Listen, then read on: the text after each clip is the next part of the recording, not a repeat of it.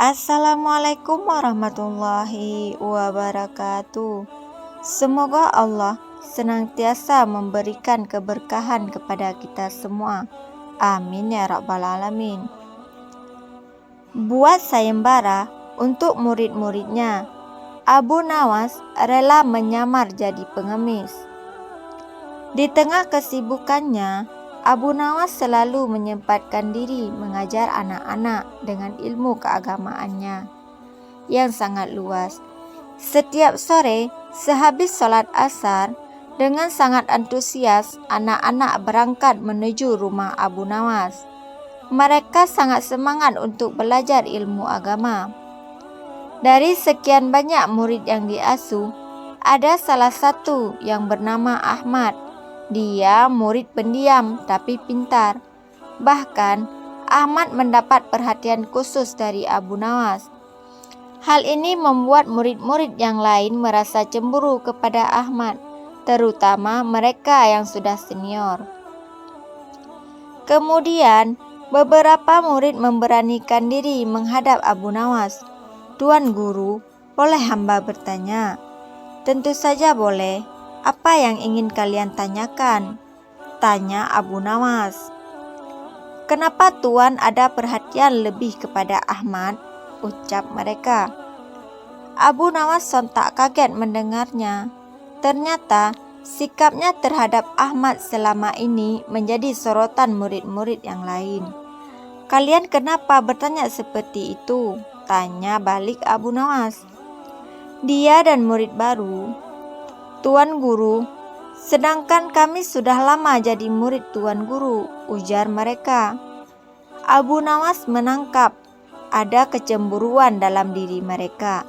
Supaya tidak menjadi salah paham, Abu Nawas mengumpulkan seluruh muridnya. "Wahai anak-anakku sekalian, besok ada sayembara untuk kalian," tutur Abu Nawas. "Sayembara apa Tuan Guru?" sahut murid-muridnya penasaran. "Besok kalian harus membawakanku buah kurma. Bagi siapa saja yang buah kurmanya paling manis, maka dialah pemenangnya. Sebagai hadiahnya, akan aku berikan sorban yang indah," kata Abu Nawas. Mereka pun antusias dengan sayembara yang diadakan Abu Nawas. Singkat cerita, keesokan harinya, mereka berlomba-lomba mencari buah kurma yang paling manis. Ada yang sampai rela beri di pasar dengan harga cukup mahal, dengan harapan menjadi pemenangnya. Ada pula yang memetik di kebun kurma milik orang tuanya sendiri. Sementara Ahmad yang merupakan anak yatim dan miskin hanya mempunyai 3 kurma di rumahnya. Kurma yang dimiliki memang bukan kurma terbaik, tapi Ahmad antusias mengikuti sayembara gurunya itu. Setelah mendapat kurma yang diinginkan, mereka segera berangkat ke rumah Abu Nawas. Begitu juga dengan Ahmad. Dia membawa 3 buah kurma miliknya. Saat berjalan menuju rumah Abu Nawas, di tengah perjalanan, Ahmad melihat anak kecil sedang duduk sambil menangis. Dikarenakan merasa iba, Ahmad pun menghampirinya. "Kamu kenapa?" tanya Ahmad. "Aku ingin makan buah kurma, tapi tidak punya uang," jawab anak kecil tersebut. "Ini aku ada buah kurma, silahkan kamu ambil," balas Ahmad sambil memberikan 1 butir kurma. Anak kecil ini langsung tersenyum bahagia. Ia pun mengucapkan terima kasih kepada Ahmad. Kemudian Ahmad melanjutkan perjalanan. Kini kurma yang ada di tangannya tinggal 2 butir. Di saat itulah datang Abu Nawas menyamar sebagai pengemis. Dia menghampiri Ahmad dan berkata, "Saya lapar sekali, berilah saya makanan." Melihat hal itu, Ahmad pun kembali iba. "Tapi aku hanya punya 2 butir kurma, kek," jawab Ahmad. "Tidak mengapa, berilah aku 1, satunya untuk bekal dirimu, balas Abu Nawas. Ahmad lalu memberikan 1 butir kurma miliknya. Lantas ia melanjutkan perjalanan dengan membawa 1 butir kurma yang tersisa. Begitu juga dengan murid-murid yang lain. Mereka diuji Abu Nawas dengan menyamar sebagai pengemis tua, tapi tidak ada satupun yang rela memberikan kurmanya. Enak saja, ini buah kurma terbaik dan harganya mahal, jawab salah satu murid. Bukankah buah kurma yang kamu bawa itu banyak? Berilah aku 1 saja, pinta Abu Nawas yang menyamar. Tidak bisa, ini kurma mau buat sayembara, dan aku harus memenangkannya, balas si murid. Kemudian murid tersebut meninggalkan si pengemis yang sebenarnya adalah Abu Nawas gurunya sendiri.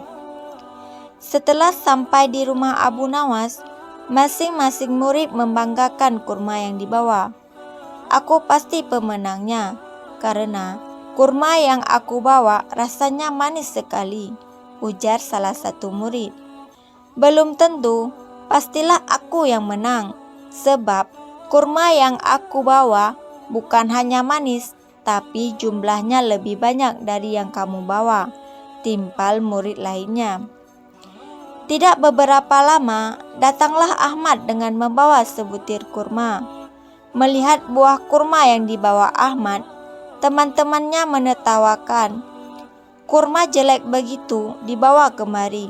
Sudah begitu jumlahnya cuma 1, celetuk salah satu seorang temannya. Mereka pun kembali tertawa terpingkal-pingkal. Sikap teman-temannya ini membuat Ahmad menjadi minder. Ia pun membalikkan badan untuk kembali pulang. Namun, tiba-tiba keluarlah Abu Nawas dari dalam rumahnya. "Hai Ahmad, jangan pulang dulu. Ayo ke sini," teriak Abu Nawas memanggilnya. Lalu, Ahmad disuruh berkumpul dengan murid-murid yang lain. "Apakah kalian sudah membawa kurma yang paling manis?" tanya Abu Nawas. "Sudah, Tuan Guru," jawab murid-muridnya penuh semangat. Kemudian Abu Nawas menyuruh menunjukkan kurma yang mereka bawa. 1 persatu muridnya meletakkan kurma di hadapan Abu Nawas, termasuk Ahmad yang hanya membawa sebutir kurma.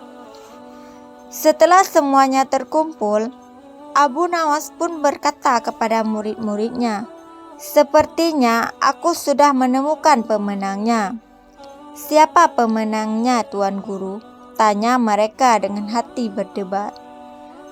"Pemenangnya adalah Ahmad," jawab Abu Nawas.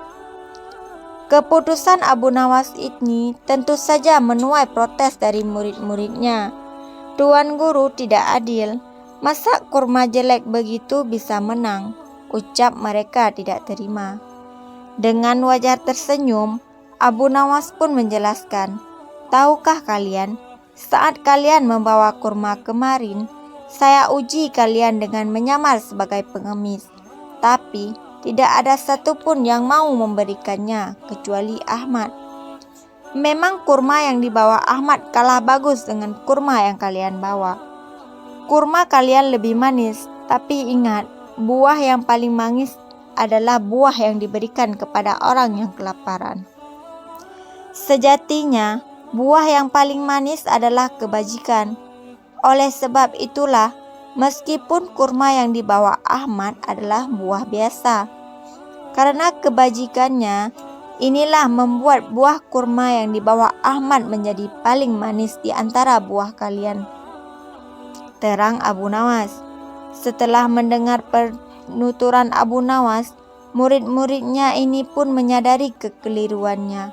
Mereka pun mulai memahami kenapa gurunya punya perhatian khusus kepada Ahmad, sebab ia punya akhlak yang mulia.